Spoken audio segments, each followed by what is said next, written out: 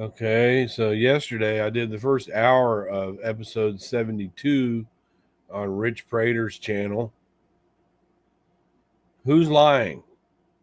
He's got Kathy Ramsey on there, and he's talking about the interviews that I had with Beja Jovel. So I'm going to finish where I started at. Start where I finished at, I mean. I got something planned for that later. And Tara was exactly right. Okay, here we go. Yeah. He had one under his leg, he had on his ear and on his wrist and on the bottoms of his heels. He was fighting her back. Yeah. No, there was nothing on the bottom of his heels. That's not in the autopsy report. That's what's known as lividity. Okay, let's see what. Let's take a look.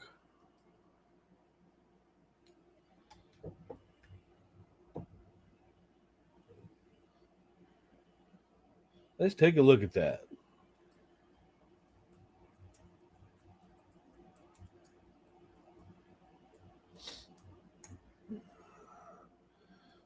The autopsy report, Devin Routier.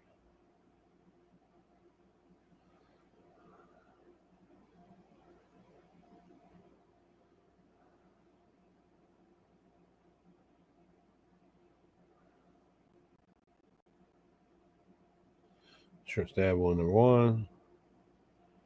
Stab wound number 4.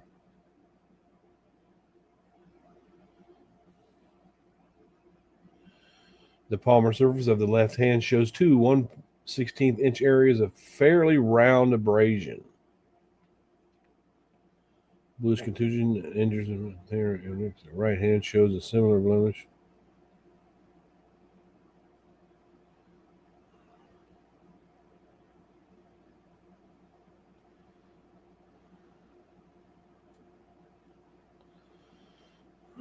Two brown contusions that measure 1/4 inch in greatest dimension are noted of the anterior surface of the right lower leg.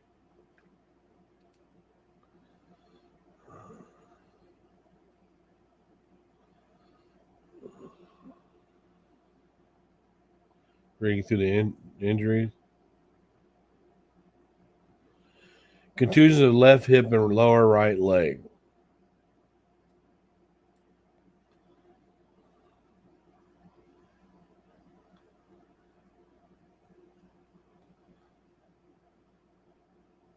It says it differently, but let's take a look at what she's got to say. And his body was on scene for multiple hours, enough time for blood to start settling to the lowest points of the body. Well, and I have the autopsy report right here. I just found Damon's. I want to find there it is, I think. I want to find Devon's. If it's noted in the report, it's noted as lividity. That is not an injury. That's the natural process that occurs to a body after life. I know with Kathy's expertise in working in the autopsy field that she, is qualified to say this.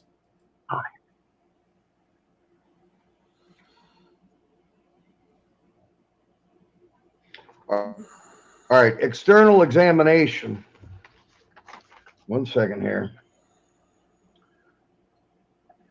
And these autopsy reports are horrible, people. They make me sick. Literally make me sick. They are. He's at external examination. Now, this is for Devin Routier.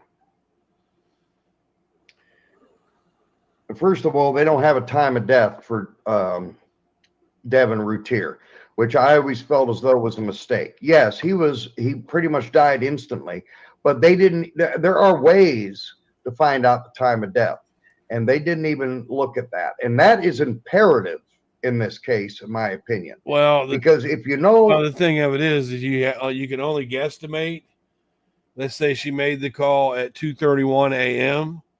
We can guesstimate Devin's death to be around 2:28 or 2:29 a.m. Common sense.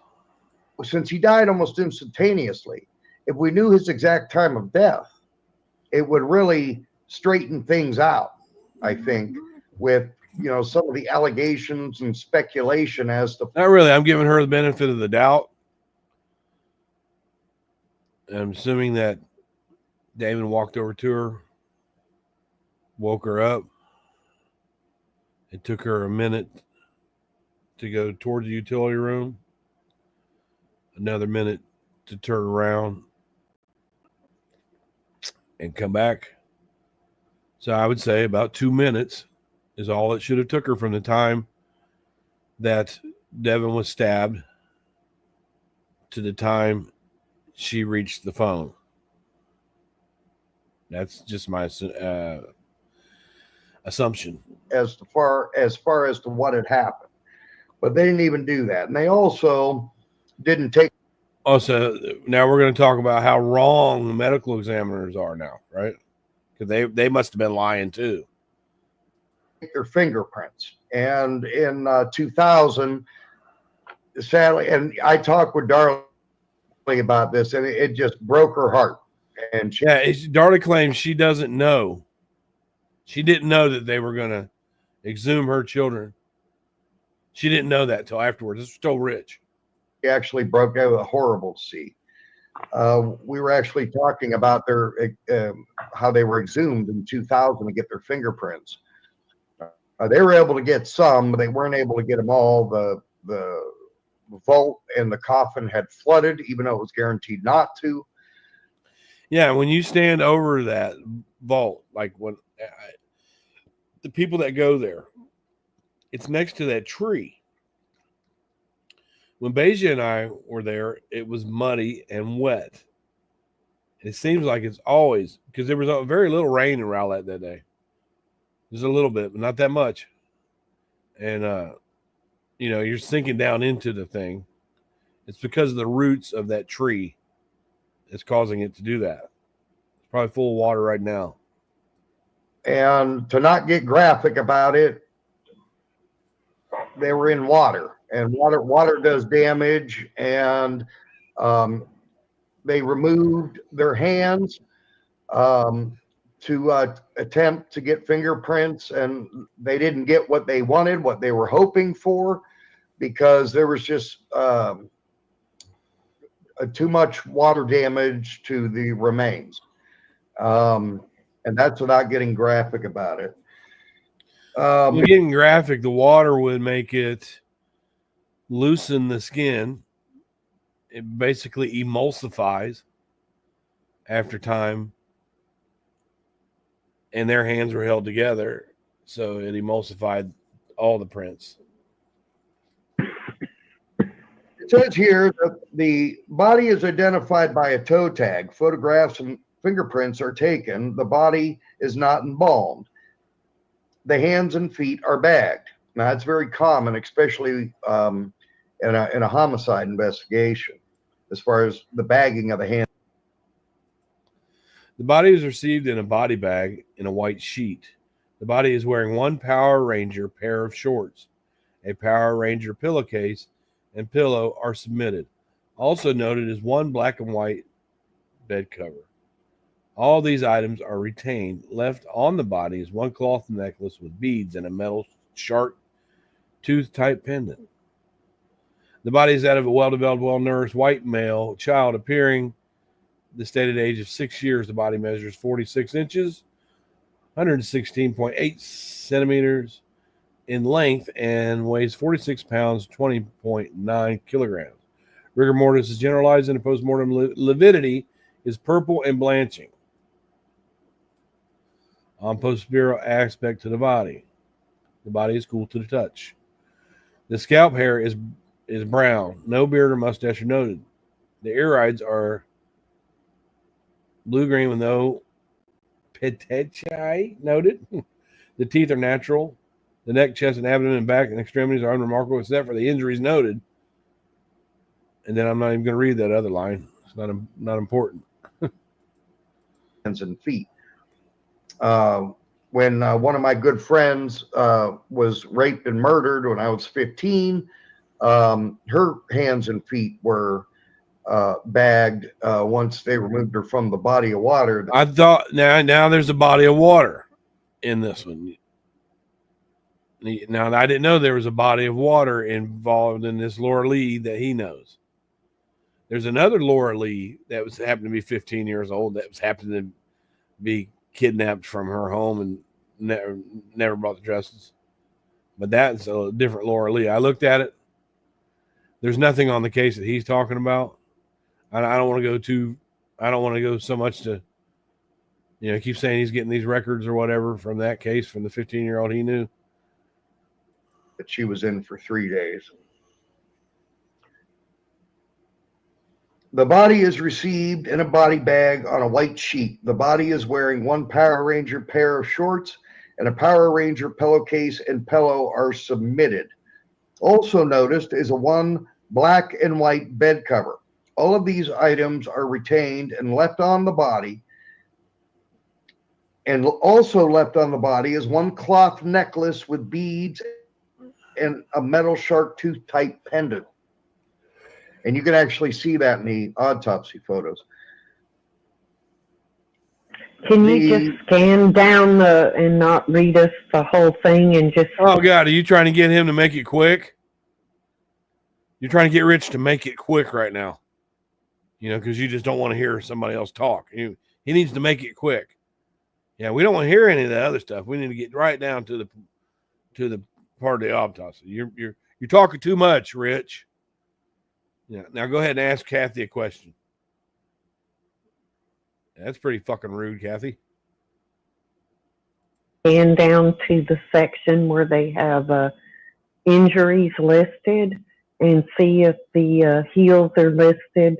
I know there's some green and yellow bruising, what I call normal childhood boo-boos. Yeah, that's what you would call it. But I can do that. Just scan down there. There she goes. There she goes again. Whenever he tries to talk, she raises her voice. She wasn't happy with the way that Rich was explaining things. We don't need to hear all that, Rich. Could you read this part down here? Because when somebody asks you a question, you go off into another subject and keep talking. That's rude, Rich. You can't do that. Only Kathy can do that. And read it. They go into all the stab wounds first, and then additional injuries. So we don't need to go through the stab wounds because they're awful. And that's not what we're talking about. We're talking about defensive wounds. Right. Right. Additional injuries. And some of these medical terms, I might not pronunciate correctly, but let's hope that I do. The palmar surface of the left hand shows 2/16 of an inch areas of fairly round abrasions. The thenar eminence of the left hand shows an area of bluish contusions that measure 1 1/4 to 1 1/2 inch. The thenar eminence of the right hand shows that it measures, a similar bluish contusion that measures 1 1/2 to 3/4 inches in greatest dimension. There is a 1 1/2 inch area of abrasion of the posterior aspect of the right arm below the elbow. There is a faint linear area of punctuate purtetial hemorrhage of the left side of the neck that measures 1 3/4 inch in length. There is a 1/2 inch superficial abrasion of the left upper arm and back region. Tell us what superficial means, Rich, because Danelle doesn't seem to know. Is an area of greenish contusion of the left hip that measures a 1/2 inch in the greatest dimension. There's 2 brown contusions that measure a 1/4 inch in the greatest dimension and noted of the anterior surface of the right lower leg. I think that's what I'm talking about. Additional Okay, findings. those would have been the green and brown bruises would have been old injuries, what I call the bumps and bruises of childhood. But the palmar part of your hand is like You could call it whatever you want. the inside part of the hand, and a contusion can be a scrape, a anything. So Yeah, it's showing damage to skin, more or less. damage to the skin or tissue could indicate he was fighting back, but doesn't indicate it would have been a great deal of force or that his bruising or anything. I tell you what's important to me is when Rena Way, the juror, decided Darlie's fate, came on the Lisa Gibbons show, and they were talking about those bruises. That's where I got it from, actually. But she says, we believe he kicked the crap out of her. That's all that matters. Contusions do not automatically mean you can get the slightest of injury and it's classified as a contusion. Come on there, Doogie Howser. It doesn't puncture the skin. Brown bruises are usually or greenish bruises are usually the indication bruises that are healing. So, you know, some of that, and I mean, he's a little boy, you know, and they get bumps and bruises, you know. That's why I said it's old. That's why. There's jumping in again.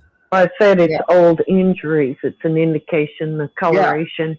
Yeah. A new bruise doesn't show up because the body is not going through the healing process, and the damaged areas are not getting rid of all the damaged cells by making a bruise, taking it to the surface. That's how it heals.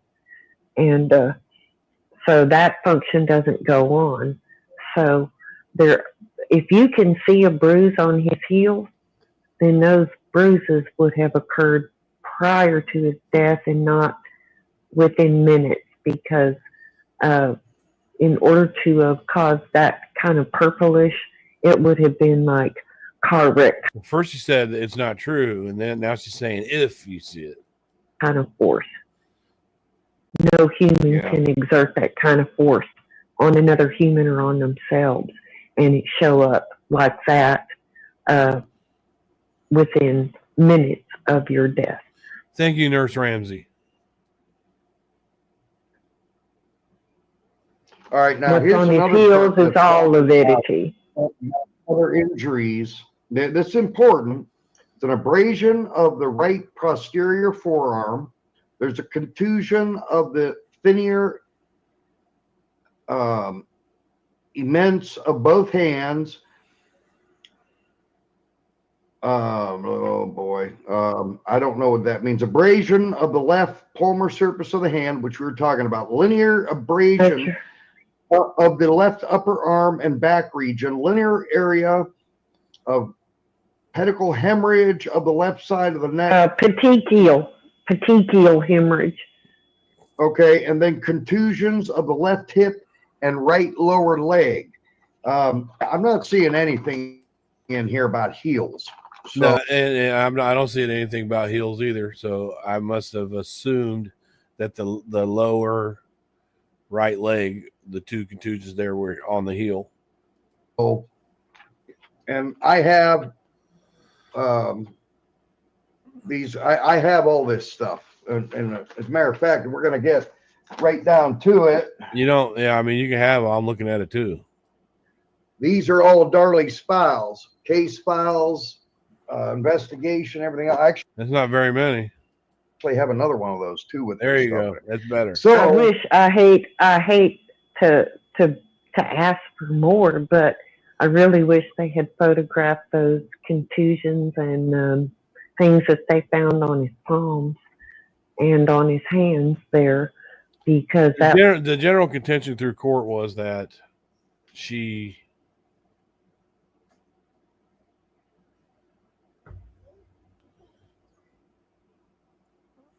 I'm live. What's up? Well, hurry up and tell me. Okay, hurry up and tell me. All right, hurry up and tell me.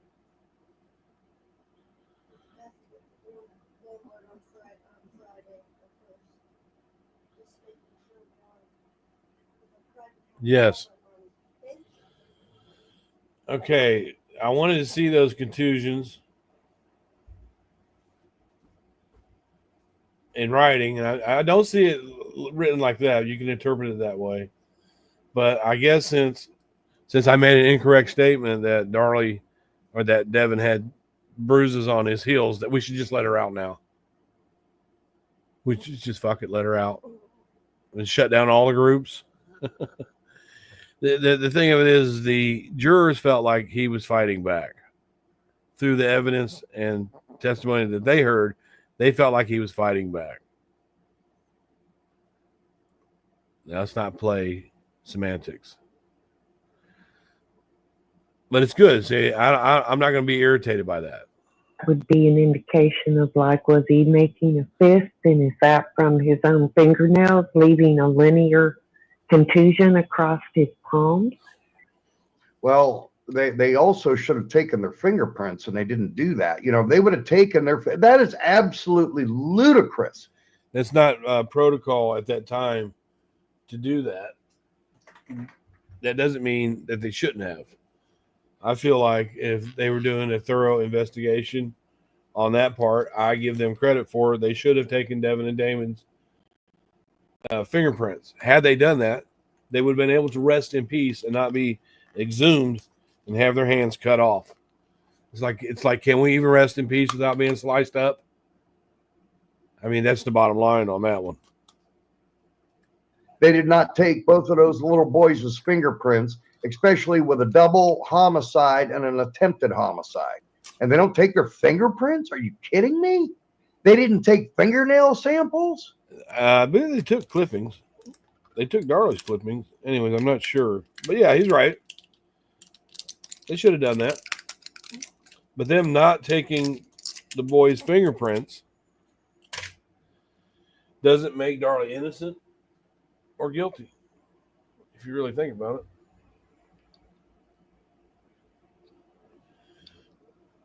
it. They didn't do any of that.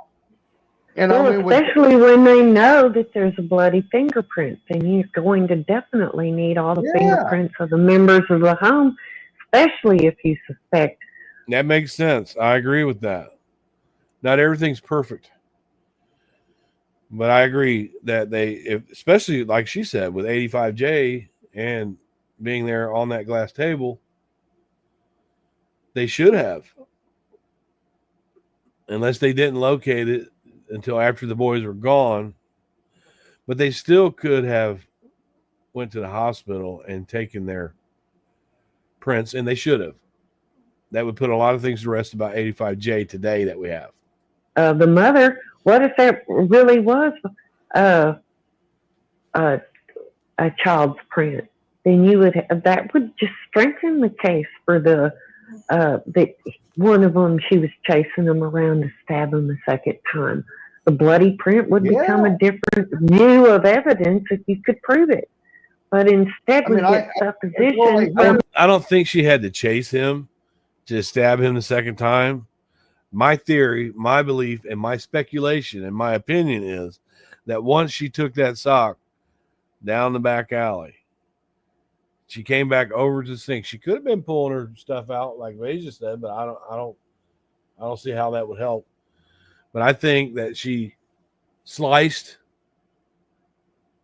and then stabbed her arm, and then from the corner of her eye where she was standing at in the sink, you could see Damon still crawling towards the hallway that led him to the steps to his dad. I don't think she had to do anything but just walk right up to him and bam, bam again. She didn't have to actually chase him.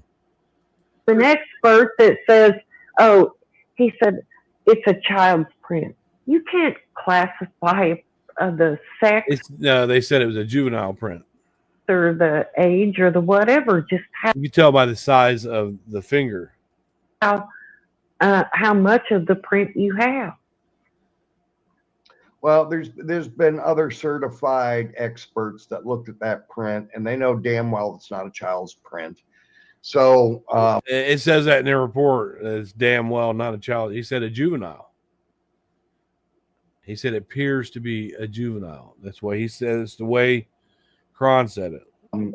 Whatever. I mean, that's what there's a lot of little things like this with the case that were incomplete or not done or just was Or are based on supposition or are speculative. There she goes screaming over you again, Rich. She just wants to be heard. She's just one of the people that just likes to hear her own voice.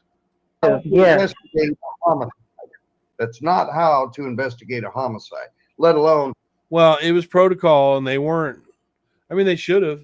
I mean, they could have done a better job on that particular instance with the fingerprints. But Devon and Damon's fingerprints not being taken does not make or break the case. With two little children getting butchered. So I get damn frustrated about that. Definitely do. All right, we'll go a little bit more, Annie, and then we're going to stop for today. Well, let's see what happens here with the interview now. A lot of these people, you know, they try. That's what made her even angrier. Right. And, you know, I read your testimony, I'm going through it, and I asked you 10 years ago, I said, well, you didn't say everything. I said, you know, there's some things you didn't say. Because they didn't ask me. Exactly. Because people. Look, if I thought Darlie killed those little boys and I was pulled in for questioning. Well, Rich, you got to look at it like this. Because I was pulled in for questioning on a murder case too. Right? And I wasn't sure. I just wasn't sure. You know, I leaned towards my son did it, but I wasn't sure. And I wasn't going to try and help them make a case on something that I wasn't sure of. Of course, I'm going to answer their questions. But if I thought she did it or didn't do it, I would be giving him a lot of my 2 cents on that. That's why she handed him over the financial records, Rich. That's why she handed him over the videotape of Darlie dancing up on the guy at the bar. Just saying, that's me. Yes, I wouldn't make them have to pull the truth out of me. I would be rendering, say, well, if you think she did it and you're going to ask me if I think she did it or... So is that what you did when you were on the stand and the murder of two of your little boys that were friends of yours? Is that how you would do it? You know, other questions. Why are they asking her about about Darlie's finances? Because she's the one that turned over the records to the prosecution. They asked her to get them, and she did.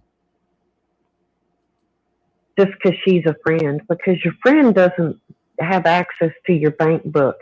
And Basha didn't do the books at the business. Yeah, Basha turned over the financial records to the prosecution, Kathy. Nor did she do their books at home. So her testimony over her opinion, right. So it's like the weird questions at the prosecution, they wanted her opinion about things, but they didn't ask her anything real, like, did you ever see Darlie abuse the boys? Did you ever see her hitting them? Did you ever see her threatening them? What kind of discipline was there in the home? What kind of... So, I mean... They didn't ask her that stuff on the stand because when they talked to her, you know, before the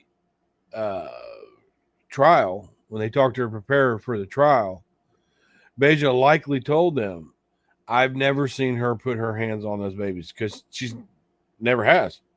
She's never seen her do it. So the prosecution doesn't want to ask her, well, tell us about this discipline that Darlie puts on her kids. They really don't want Beja to say, well, I've never seen her do that. So they don't ask that question.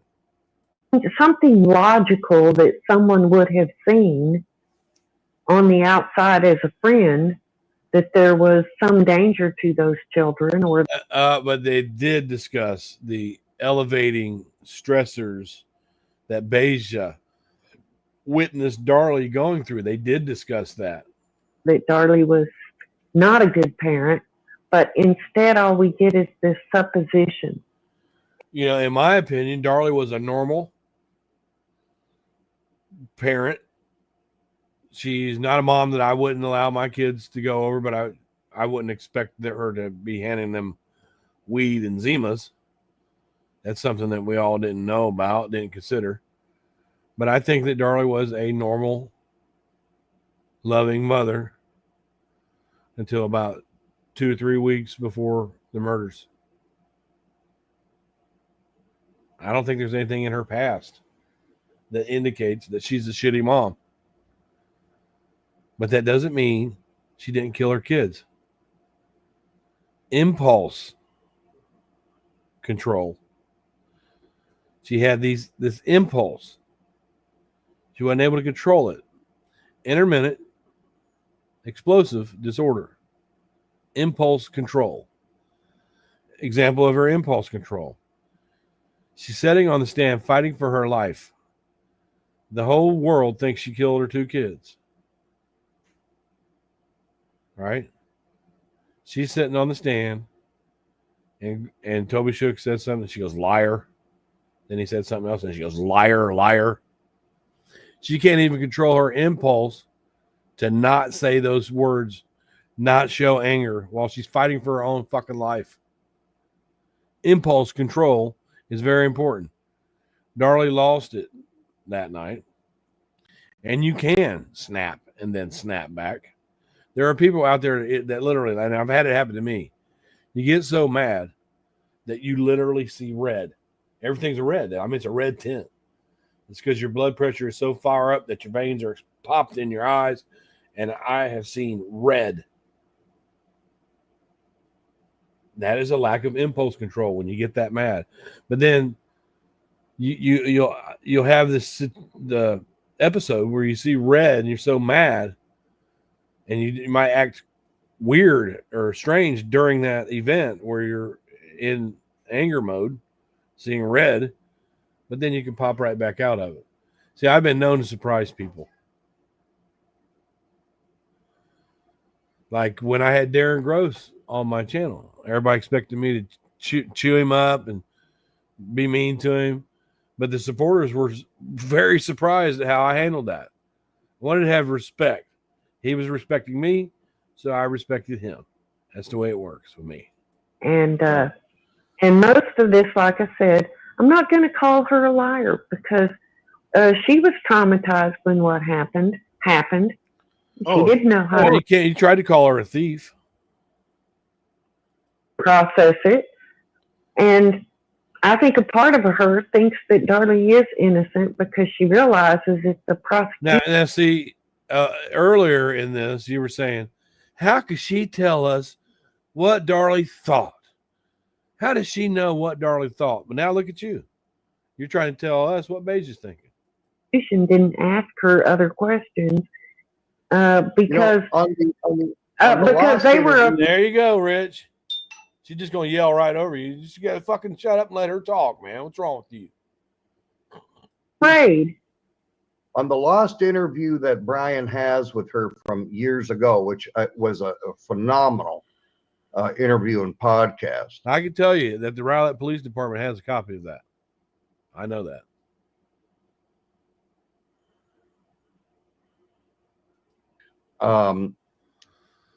She was very, very emotional on that. Extremely emotional on that. 10 years ago was the first interview that she had ever done about the case. We were 20 years in at the time, and she could hardly get through it, crying for those babies. And she had said that, after the boys were killed, she had to go through about 10 years of therapy after that. And that's, I don't doubt that. I mean, that's an awful thing for anybody to have to go through. So, I mean, I don't think Darlie Lynn's very pleased with Basha Javel, we've talked about her thoroughly, but Of course she's not pleased with her. She got on the stand for the prosecution. That's the only reason she's not pleased with her. Had she not done that, then Darlie would have no problem with Beja Jovel. Think about it. There was no falling out. They want you to believe that there was a falling out. And since they had this falling out, Beja thought she'd just march her ass right up there on that prosecution stand. That's not what happened. They want people to think that, but that's not what happened. They questioned her. She said what she thought during the questioning. They said, this might be a good witness for the prosecution. Right? Because they want to put on their best show. That's the fact. Same with defense. So the prosecution, when they questioned her, they got the idea that Beja knew some things were boiling in that home up to the date of the murders. So, of course, they wanted to use that. I do believe that Basha did love these children. I don't know why he keeps saying that. He keeps saying that over and over. There's no doubt that she loved those children. No doubt. And my dog keeps cocking up hairballs, and I've got this Welsh Corgi, and he's blowing a coat right now.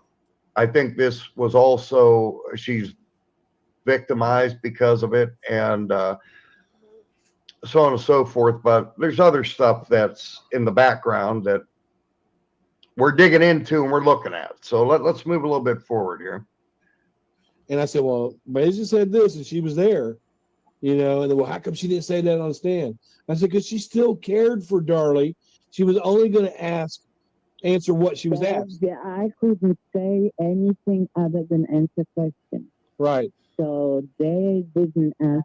I don't understand that. What do you mean she couldn't say anything else other than a question? She could have said what she said. I didn't say anything else. I don't know why it says couldn't. Whatever she wanted.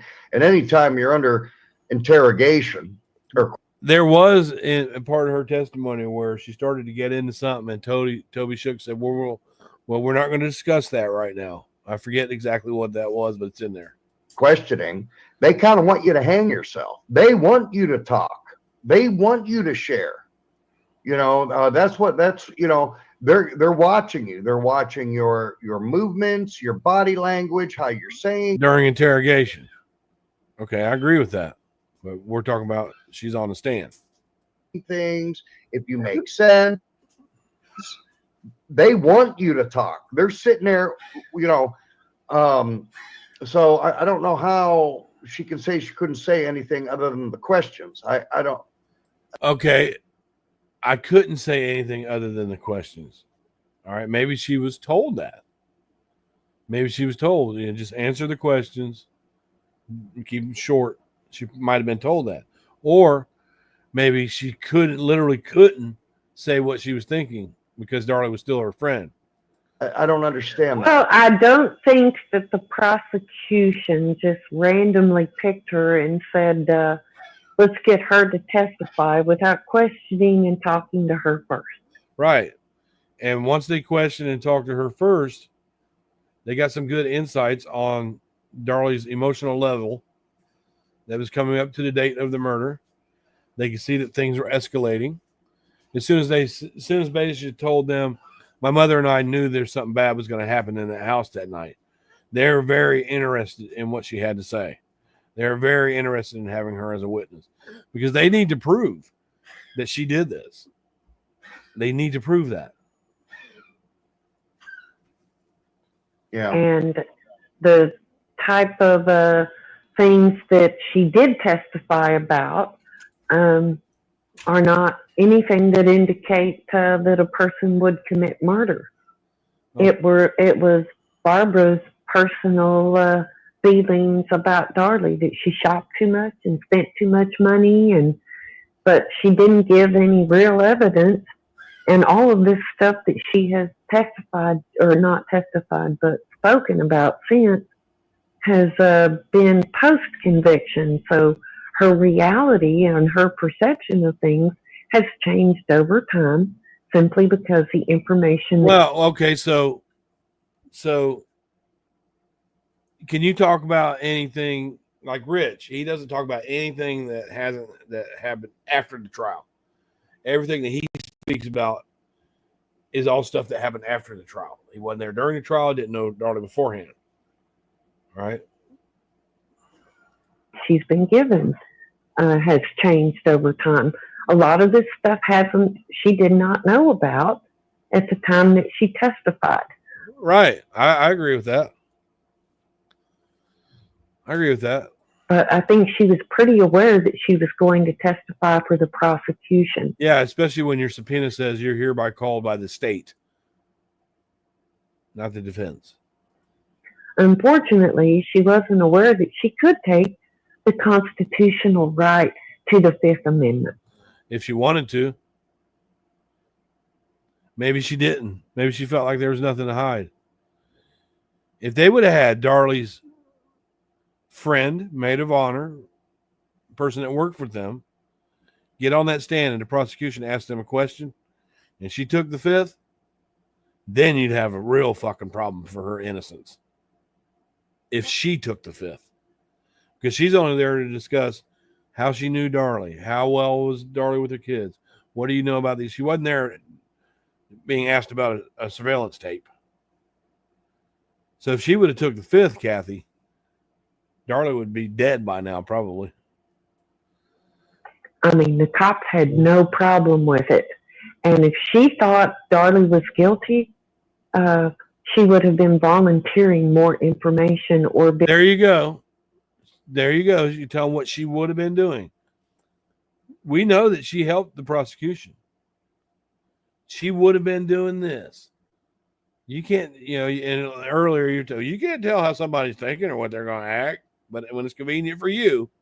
And giving them information that would have been more useful than her opinion of how Darlie spent money, or her opinion of what Darlie meant when she was talking about. I mean, she outright said things that were false, like about they're going to have to get all new drapes, and she's gonna, because Darlie had no intention of ever moving back into this.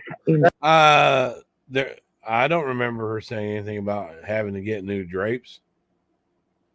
I remember Mercedes Adams said something about her having to clean up all this fucking shit. That was Mercedes Adams, Annie. They had. Oh.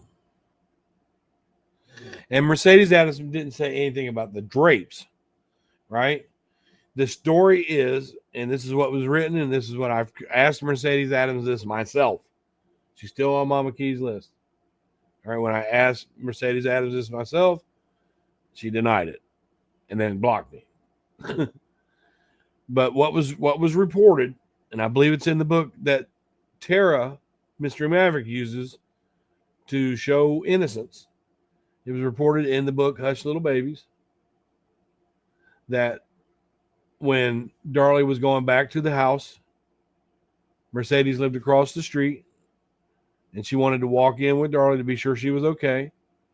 And then they got in the foyer area and saw all the blood on the carpets.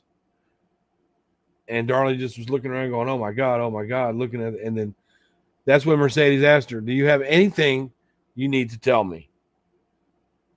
And she said, Darlie looked around, looked at me and said, it's going to cost me a fortune to replace this fucking shit. Yeah, she went into the house with Darlie, and Darlie was kind of looking around, and Darlie had, I can't quote it because I don't know the quote exactly, but the effective message that Darlie said was, God, this place is a mess. I'm going to have to buy new drapes. Da, da, da, da. Now, she didn't say anything about the drapes. The drapes didn't have nothing to do with the blood on the carpet. It's just going to cost me a fortune to replace this shit. As a matter of fact, the house sold with those drapes in it. And the drapes are still hanging in it. The red Tiffany? I forget the brand.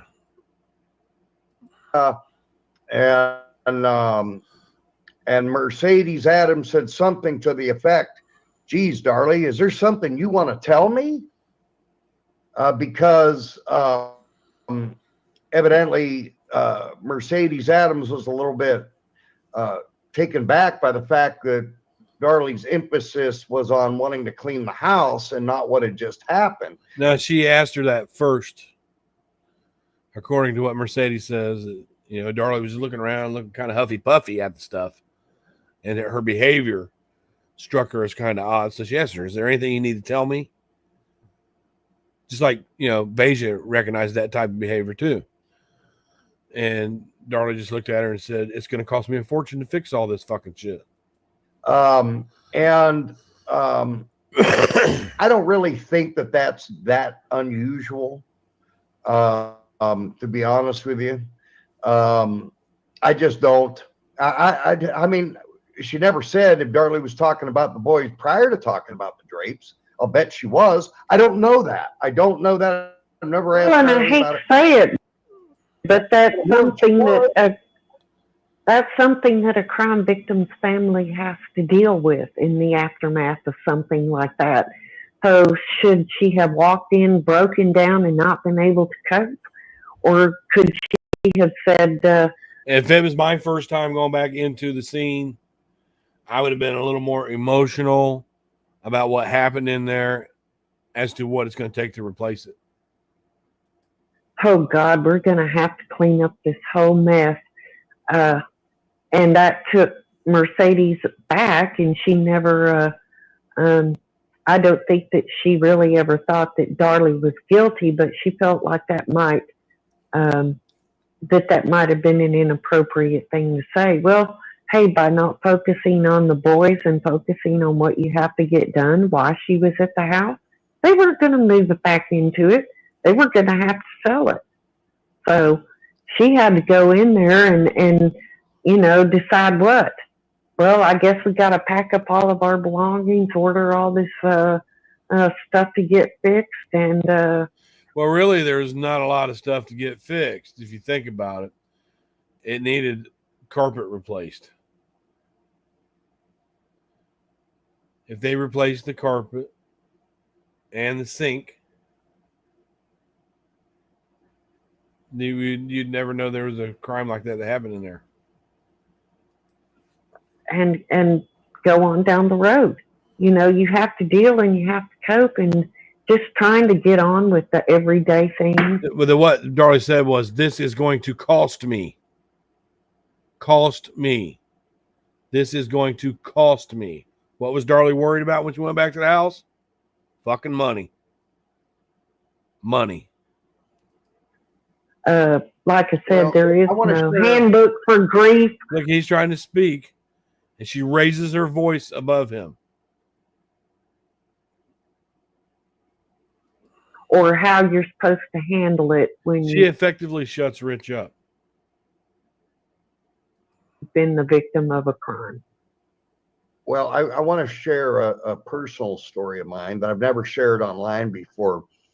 When I was about 30, give or take, so we're going back over 20 years.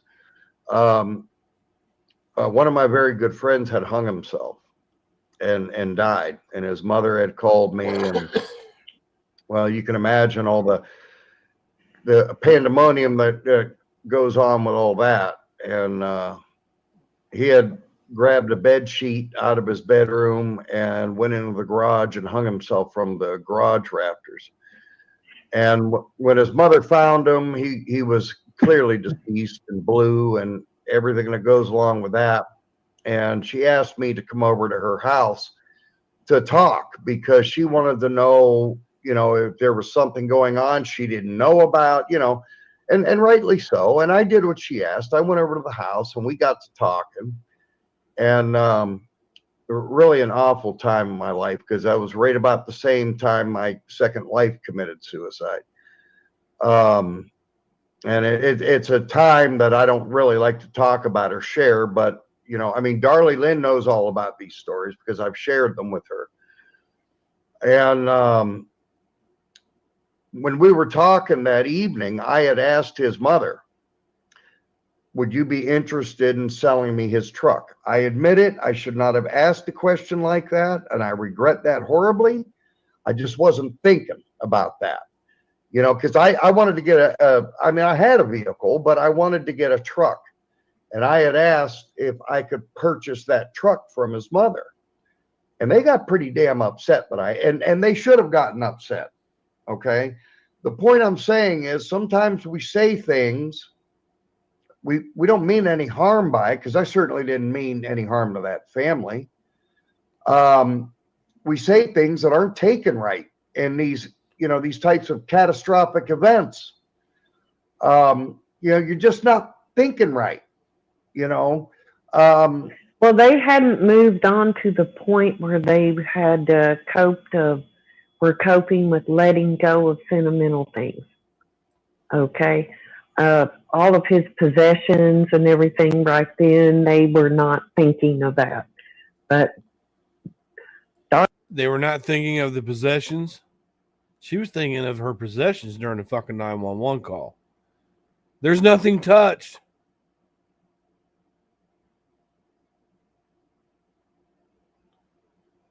But I digress. Go ahead, Kathy. Darlie knew they were never going to be moving back. She couldn't stand to be in that house anymore. She knew she was not going to. And I mean, now, how do you know what she was thinking, Kathy? How do you know that? there was no point by herself afterwards. I mean, and that was at her mother's house out in the country, surrounded by her family, and in very little danger, completely different, town even, and she still couldn't Darlie relax. Key lived at Plano then, didn't she? Darlie Key lived at, I believe the address is 1049 Armstrong Avenue in Plano. It's just a regular residential, nice house, but it's not in the country. Well, she had a Darlie house Key in lived Plano, but I think she sold that house. But I think she and the girls had moved out to Robbie Key's farm. I think that's where they live at now, over Willis Point. That's Robbie Key's farm. Danelle somehow acquired it. Darlie lives out there. There's two separate properties. Darlie Key lives out there. I think they were because she had just gotten married. I'm pretty sure at the on June 6th of 96, when the boys were murdered, I'm 99.9% sure that Darlie Key still lived in Plano.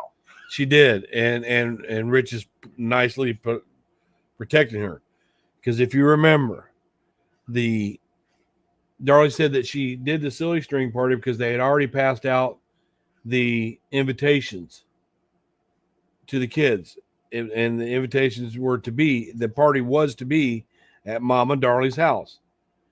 The invitations clearly said on them that it's to be at 1049 Armstrong Lane, Plano, Texas. Let me see if I'm right.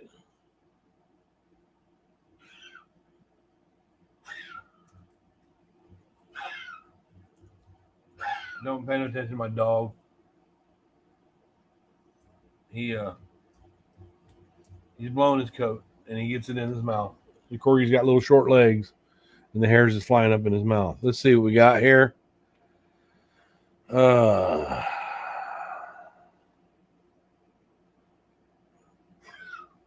Okay, I got the address wrong. So I'll just look for Armstrong Lane and I'll see if I can figure out the house.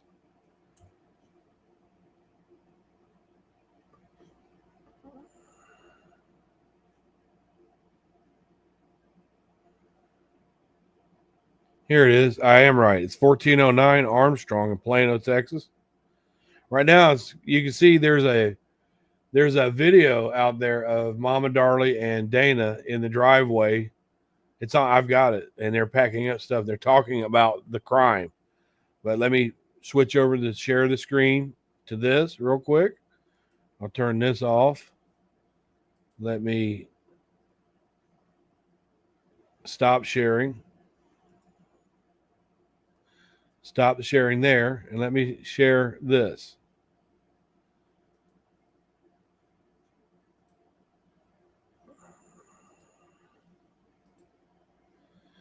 This is the house at 1049 Plano, 1049 Armstrong Lane in Plano. It's a nice little house. I mean, really, it's not a big house, but it's nice. I like the fireplace in the kitchen. There's pictures you can see of Danelle doing arts and crafts over here. Little pool in the back. There is footage of interview with where Joe Munoz come over here, and he's doing an interview with Sandy Akins right there by the pool. Right, and right here, they did an interview right here while people were gathered out here. Small room, small bathroom.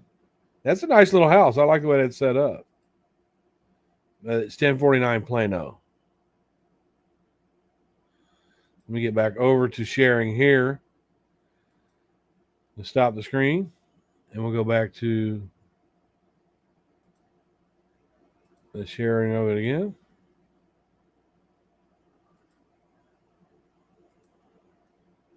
So thank you, Rich, for correcting her.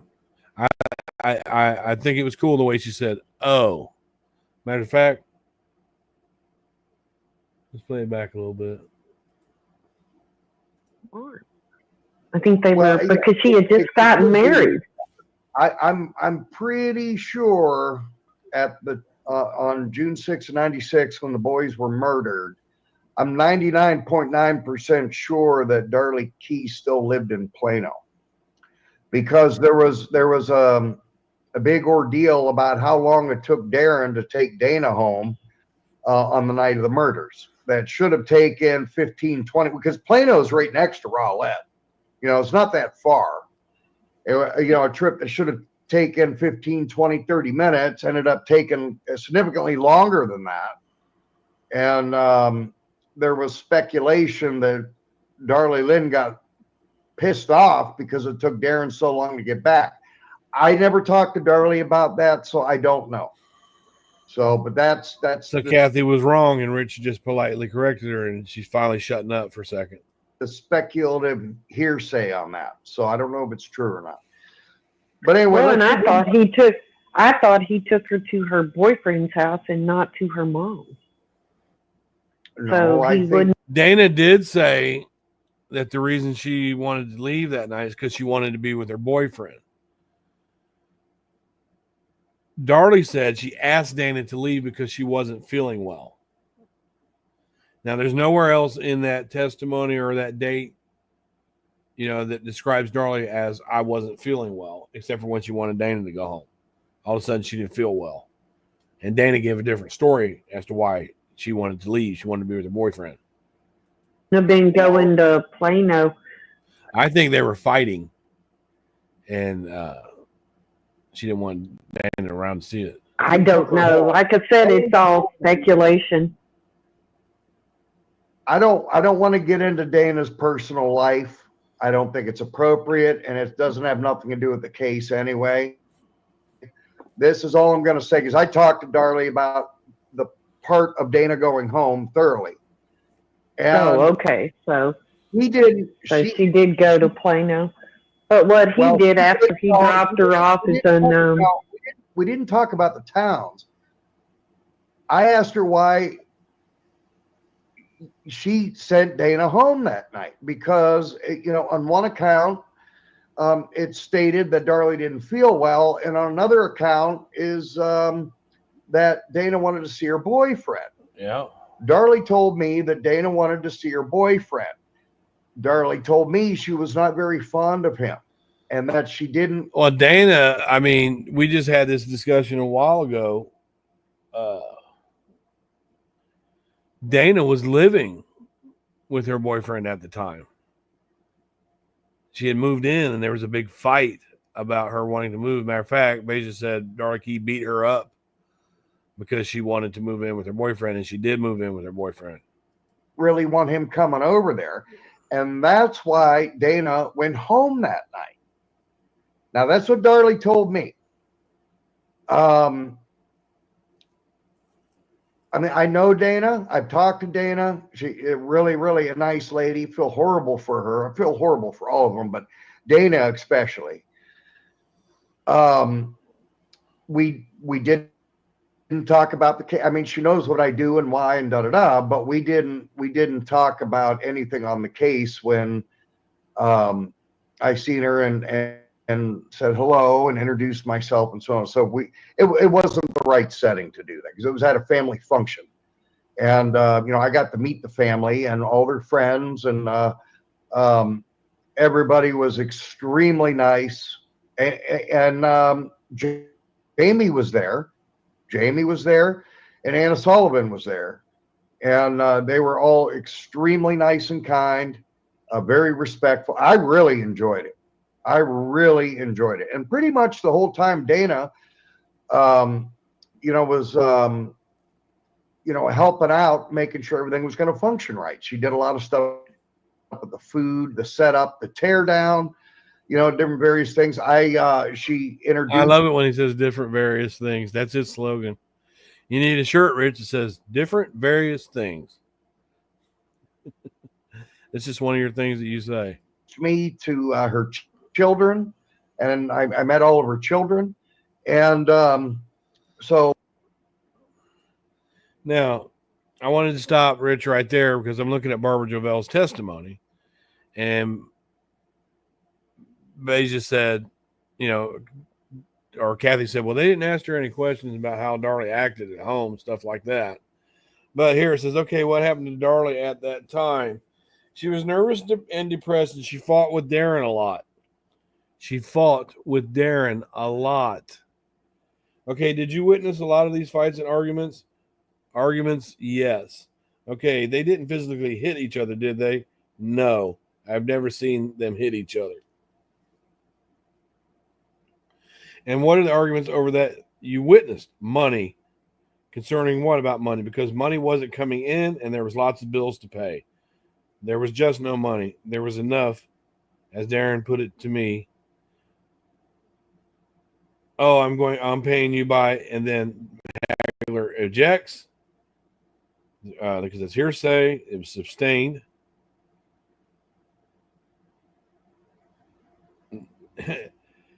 The judge says, that's okay. Don't worry. They are going to object all the time. I'll rule them. Well, they will both sides will make appropriate objections. The witness, the money was slowing down and Darlie was upset, depressed. Yes, she fought a lot with Darren.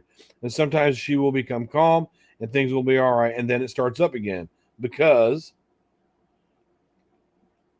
the question is, did these fights increase once the business slowed down? Yes.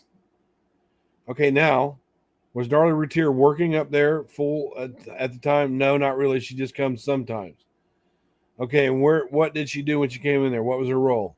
Well, she just came in sometimes, and my daughter was doing some paperwork, but Darlie was doing, I don't exactly know what for sure, but invoices or something like that to do with bookkeeping and other things. Still shopping? Yes. Was she still on the businesses with the company with decisions? Yes, she was. You have come to know Darlie and Darren Routier pretty well over the years, haven't you? Yes. Who has the more dominant personality between those two? Darlie was. And did Darlie have a temper? Yeah. What kinds of things would get her mad? Well, sometimes she wanted some, Your Honor, we will object. This is irrelevant. She's already expressed an opinion, and we're going to object to the details on that being relevant. Overruled. Go ahead, if you know. Where was I? Can you repeat the question? You said she had a temper. What kinds of things would she do when she got mad? Well, apparently, she apparently didn't show my daughter how to do that little part of the invoices or something. So Tammy told me, well, let me stop you there. Don't go into what maybe Tammy told you or Darren told you. Well, as to money, to get the money out of the customer's money or mostly money. Okay, now did you become worried about the way Darlie was acting and her emotional state? Yes, I was. Okay, and did you speak to Darren specifically about that? Yes, I have. Okay, now, without going into anything Darren said, tell the jury what you told Darren. I have told Darren, don't you see what's going on? Darlie was able to take care of the house and the children and some in the business. And I said, don't you see lately she cannot? She has maids clean the house. She has other people do the laundry. She has people help with the children. There's something bothering Darlie. Something is wrong. Kathy. Like I said, they're very respectful and they're very nice to me. I don't have one bad thing to say about any of them. So, but anyway, from what Darlie said, she didn't particularly like the guy. She didn't really want him there, and she wanted to see her boyfriend, and that's why she went home. That's what Darlie told me. Anyway, we are. Okay, if Darlie told you that, right? She said she didn't want the guy there. She really didn't want him there. She just wanted her to go home and be with her boyfriend. What she wrote down was, I wasn't feeling well, so I asked Darren to take Dana home. Doesn't say, well, I don't want that boyfriend over here. She said I wasn't feeling well, and I asked Darren to take her home. At 1 hour and 32 minutes in, which is longer than I normally like to go, but hell, Annie, the way we're going, it's going to be 3 months before we get through this interview. What I can say is this. This is the absolute longest interview of the 3 new interviews. The other ones are fairly short, but they're informative. So once we get... Well, you could just go through it. Boy, she just don't have any respect for when you're speaking, Rich. You need to get some control of your panel guests. It yourself, Rich. I used the mute button. Danelle tried to do that to me. She kept talking over me, and I asked her, hey, I'm talking. I asked her, so I just hit the mute button and said what I needed to say. And pick out certain statements with the timestamp, and I would skip over everything that is what I would call post-trial information. Sure, you'd skip over everything. Because it's not anything that she could have known beforehand or could know at all. But damn, Rich, do you realize that whenever you try to speak, she escalates her voice? Everybody wants to hear it in entirety. They can go to the creator's channel and listen to it in entirety. But there's lots of little psychological slips in there that I heard. You notice that she says the creator's channel? She don't want to even put a name on my channel. The creator's channel. And different things that I heard. Like you said, it'll take 3 months. Because well, you could just come up with one of them. That'd be real quick, wouldn't it? Is so much okay. speculation. I think we need to but there's line by line.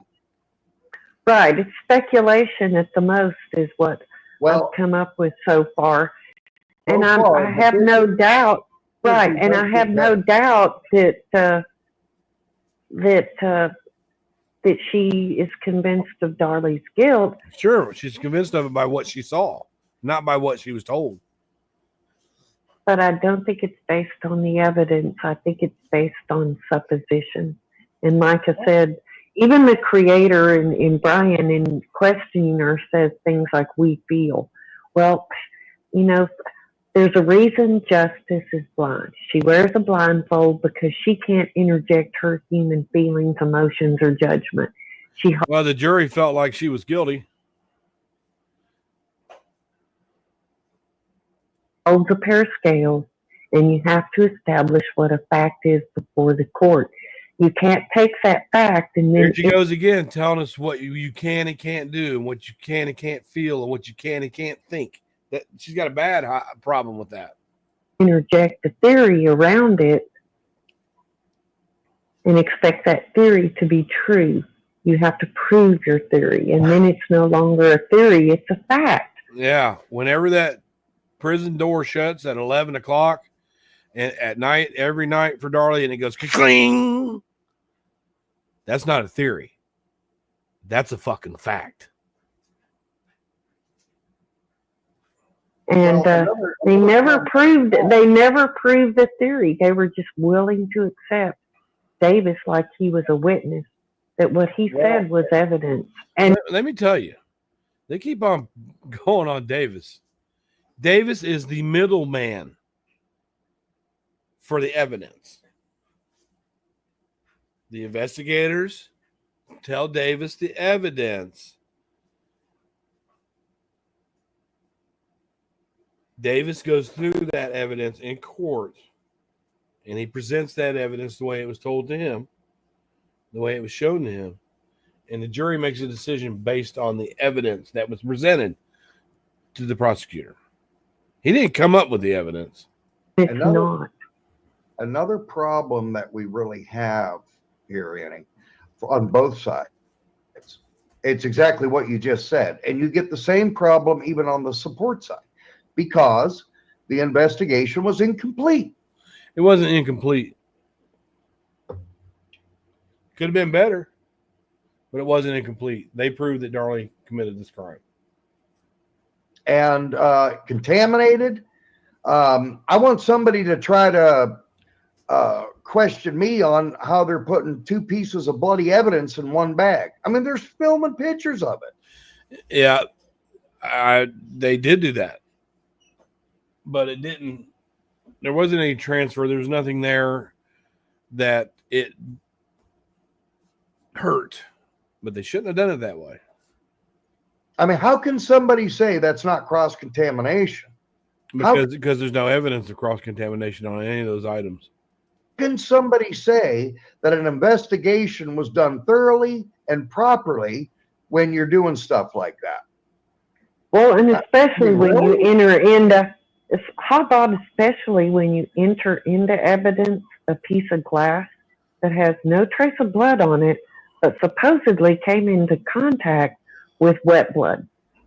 That is a scientific impossibility. I mean, that is stretching the limits of imagination. And one, well, luminol is used to detect blood that you can't see. So if they think a piece of glass got slid over into some wet blood and they didn't see it, that doesn't mean that it wasn't there.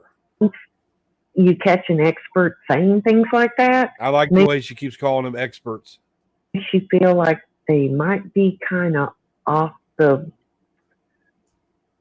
base of science. It makes you feel that way because you know Darlie. I mean, it's not.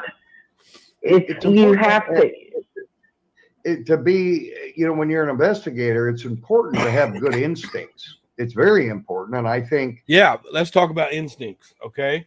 As an investigator, it's important that you have great instincts. So crime walks in this house. He's briefed on what happened. Well, the attack happened here. She says an intruder came in through there. But his instinct told him from looking around that it didn't indicate an intruder to him. So to be an investigator, you have to have good instincts, is what Rich just said. The other day, he was talking about Darlie's toxicology test. She said, look, they did it. He said they did a toxicology on Darlie. There were no illegal drugs in her system, and the hospital has no reason to lie. But all those nurses had a reason to lie when it benefits you. But according to Darlie's drug test, oh no, that hospital won't lie. Experience is important. And 40 years, 21,000 crime scenes, 4,000 with bodies. Commander of crime scene investigations in Dallas, lieutenant. Some of them had experience and some of them didn't. They all had experience on crime scenes. There was nobody new to crime scene investigations that walk onto that scene. Nobody. Some of them never seen anything like that. Most all of them never seen anything like that. Some of them still to date haven't seen anything like that.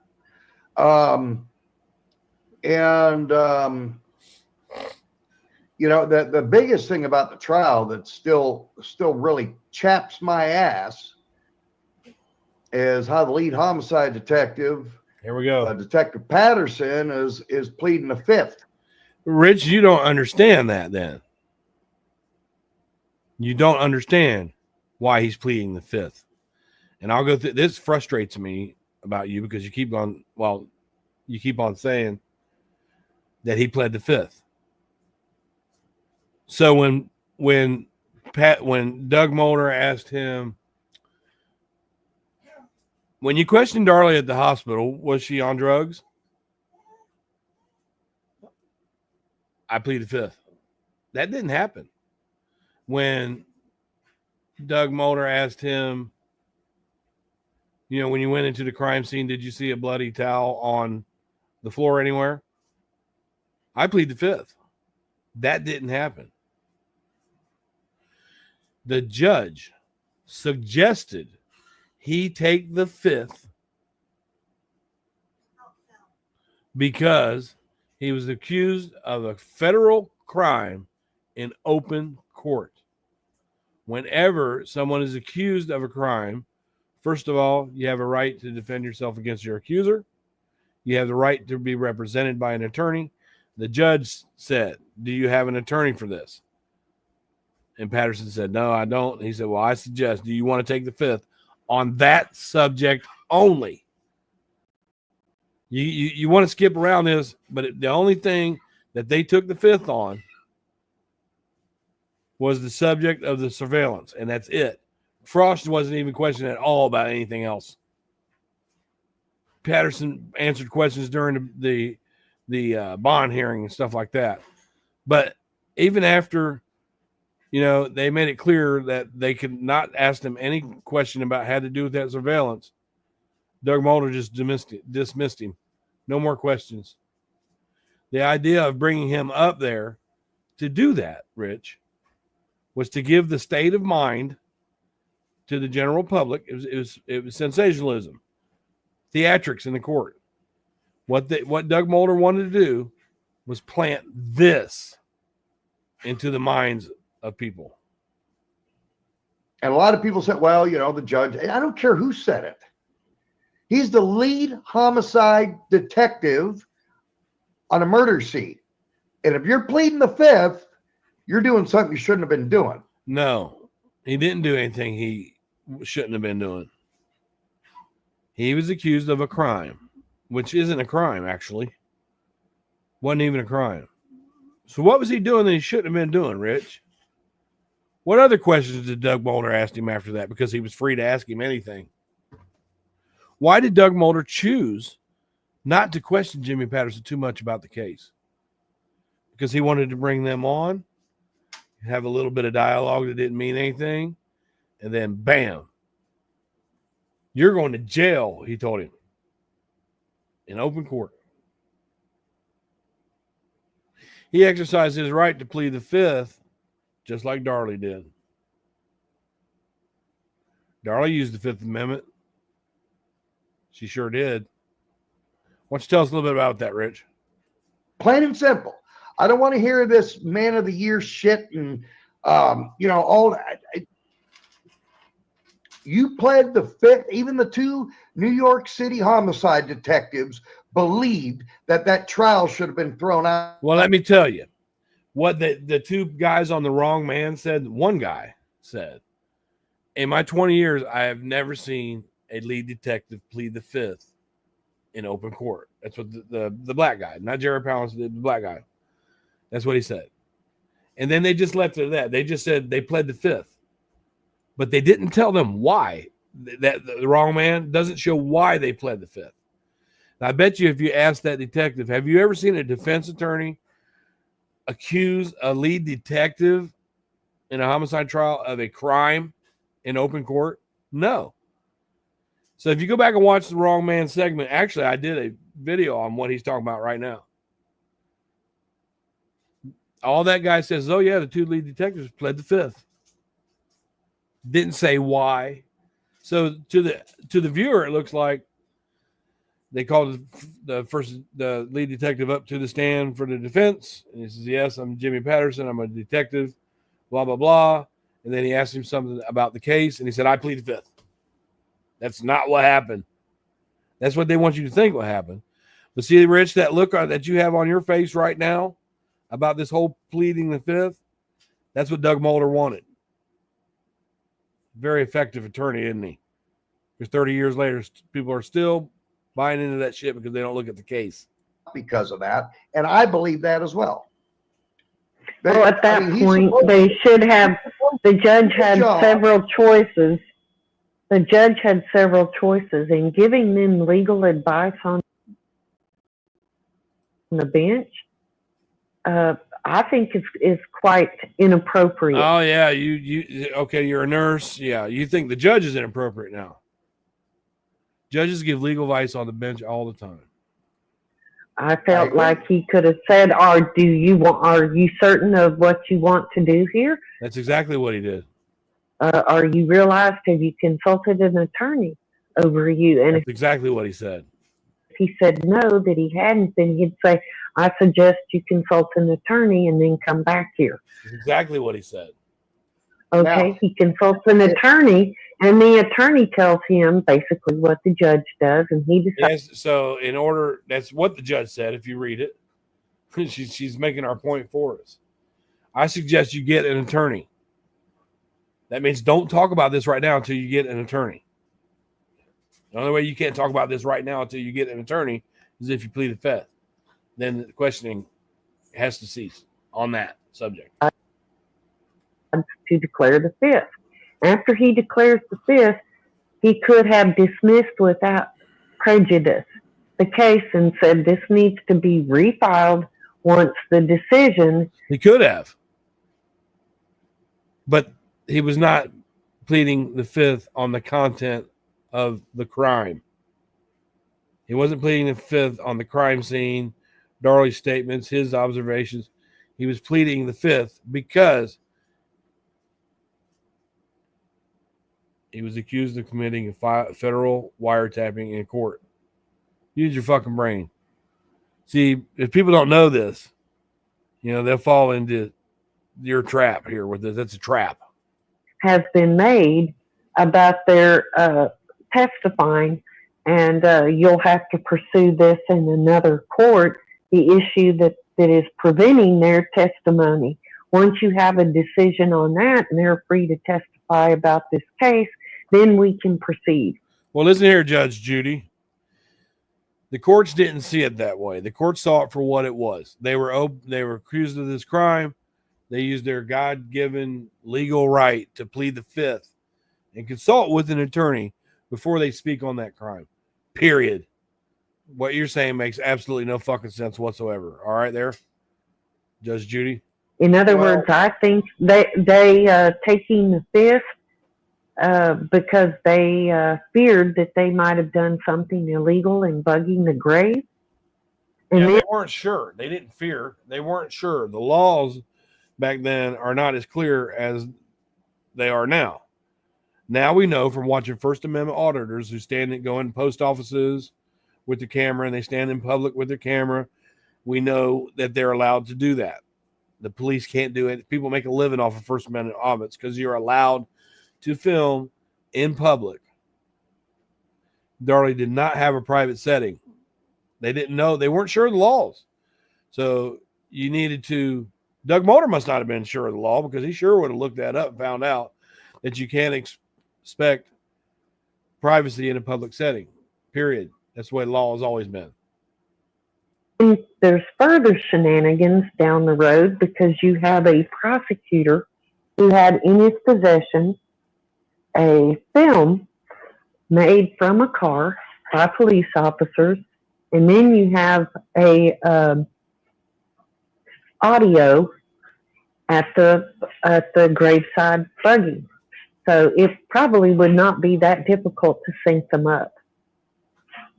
Well, and once you had done that, you could have seen a different. Rich tries to talk and she just speaks right over him. I'm going to do that every time. I'm going to draw attention to it because that's fucking rude. This is her personality. She won't even let him talk. Different frame of mind, a different state of emotion than what the whole basis of the Silly String being admitted into evidence was. It showed her state of mind. So Greg Davis was aware of two pieces of evidence that showed a different state of mind. He had submitted the video to Mulder, but he had not included the audio because the audio was in question about This I don't know about. I'm just listening to what she's got to say. What I do know is that Greg Davis said in open court that he had no problem with them presenting it, that tape, and Doug Mulder chose not to. Period. What's he got to hide? He's got to hide the fact that it doesn't show Darlie falling down and grieving and uncontrolled. It doesn't show that. Mama Darlie has a copy of that tape. It was shown, some of it was shown to Charles Sanford. Mama Darlie doesn't release that tape. Why not? If it showed Darlie falling down, crying, hysterical, like they say, that might make a difference in a lot of people's decisions on whether or not she's guilty. But Mama Darlie does not release that tape. Tell us why. whether or not the graveside bugging was legal. So they didn't want to admit to possibly, and they didn't find any evidence against Darlie on it. The judge outright asked Davis if any exculpatory evidence was on the tape, and he said not to his knowledge. That means he's viewed it, he knows what's on it, and there's no exculpatory evidence. So that's why Doug Mulder knew not to present it, because it would only hurt Darlie. Think about it. Did you ever watch Suits? Did you ever watch it? You probably watched Ally McBeal.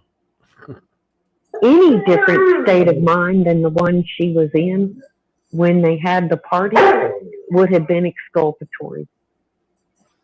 Well, my dog is wanting out. I got to mute for a second. All right, that's all right. So while you're muted, I'll just say this. I mean, regardless of the fact, I don't believe that the lead homicide detective in a double homicide should need or have to plead the fifth. I don't believe that a lead detective who serves his community, who is working on a case to solve about 2 deaths of little boys, should be accused of a crime in open court. On anything. They're paid to do a job, and he was paid as a homicide detective. And he was on the clock when he placed that bug in the urn, and he was on the clock when the video from the car was being done. To look at this case, not to be trying to pull off illegal shit. That's, you don't understand. You keep calling that illegal shit, but they were found not guilty of that. But to you, it's still illegal. It was not illegal. And had Darlie said, "Oh my God, I'm sorry I did this," that's what they were hoping she would have said, but she didn't. Man of the year, right? Twice? Officer of the year. Yep. He's a damn good cop. Give him Man of the Year award. Well, what did they get out of bugging the boys' coffin at the funeral? What did they get? Nothing. They got absolutely nothing. What did they get out of Darlie's regression therapy? What did they get out of that, Rich? Nothing. What did they get out of Darlie's lie detector test, Rich? $6,000. What did they get? Absolutely nothing. They were trying to prove that she was guilty, and they used the bug at the video to attempt to prove that she was guilty. She wanted to prove that she was innocent, so she went to use the polygraph test to hopefully show that she was innocent. You can't have it both ways, Rich. Bugging the cemetery.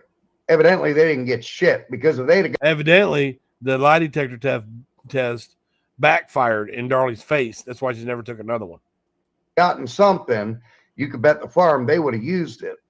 And if that lie detector test would have showed her innocent, showed her not lying, You could bet the farm that we'd have the results. Inconclusive is the word I think they used. Watch her when she says that, Rich. She's so fucking obviously lying. Squints your eyes up. You're on death row. You're gonna get a needle put in your fucking arm, but you don't know the result of this lie detector test that could possibly save you. Let me try and do it where you guys can see me really good. Inconclusive is the word I think they used. The fuck out of here, man. Anyway, we're going to go ahead and close this for now. And we're going to continue. We're going to definitely do a part 3, and there's probably going to be quite a few parts after that. And but how much is it going to be actually about Beja lying? Because you haven't touched on Beja lying about anything.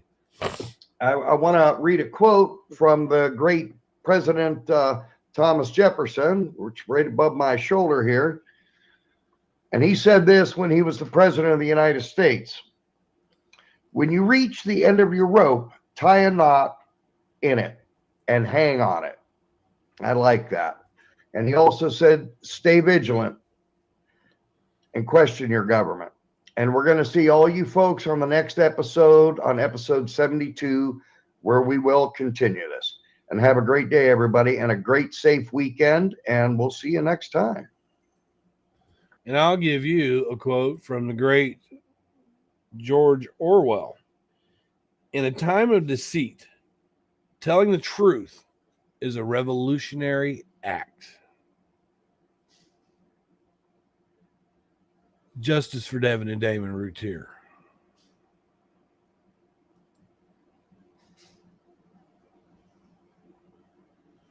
That is Kathy Ramsey, Annie Oakley.